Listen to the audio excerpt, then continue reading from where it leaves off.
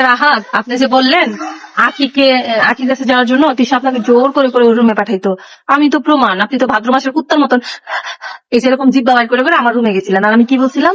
আমি কমফোর্টেবল না, আমি পারবো না, এগুলো থেকে রিজেক্ট করতেছিলাম। আর আপনি কি করতেছিলেন মনে আছে? ভিডিওতে বলবো, হাতে পায়ে ধরে ধরে বারবার করে বলতেছিলেন, ইজি হয়ে যাও, ইজি হয়ে যাও, পারবা, ইজি হয়ে যাও, মনে আছে? আবার আরেকজনের নামে দোষ দেন। আখি মানে আপনার ভাগ্য ভালো, এখন আখি আপনাকে জুতা দিয়ে দেয় নাই। ঠিক আছে, আমি দিব খুব চৈতি লাইভে এসে আহাত তিশাকে চরম আকারে ধুয়ে দিল। চৈতি এবার আসল সত্য ফাঁস করলো। তিশার বাসায় থাকতে আখির সাথে কি হয়েছে না হয়েছে সেই বিষয় নিয়ে তো চৈতি আজ মুখ খুললো। তো এতদিন চৈতি চুপ ছিল কেন? চৈতি তো এতদিন লাইভে এসে সব বিষয় নিয়ে ক্লিয়ার করার কথা ছিল। যেহেতু আখিকে একটার পর একটা আহাত দোষ দিয়ে যাচ্ছে, সেহেতু তো চৈতি লাইভে এসে সকল সত্যি তুলে ধরার কথা ছিল। কিন্তু চৈতি না করে চৈতি এতদিন পরে এসে এখন নাকি আখিকে নিয়ে কথা বলছে।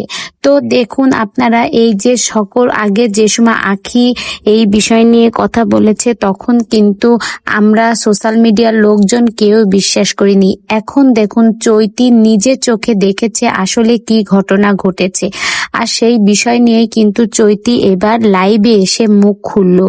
তো এখানে কার দোষ? এখানে পুরো দোষটাই কিন্তু আহাত ভাইয়ের। আহাত ভাইয়ের সবসময়ের জন্য একটা ভালো মানুষের চেহারা নিয়ে থাকে, আসলে এবার তার আসল সত্যি বেরিয়ে আসলো।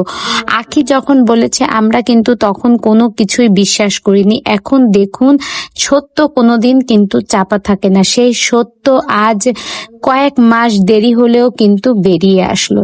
তো বন্ধুরা, আপনারা এই ভিডিও সম্পর্কে কোনো কমেন্ট করতে চাইলে অবশ্যই করবেন। ভিডিওটি ভালো লেগে থাকলে অবশ্যই একটা লাইক করবেন।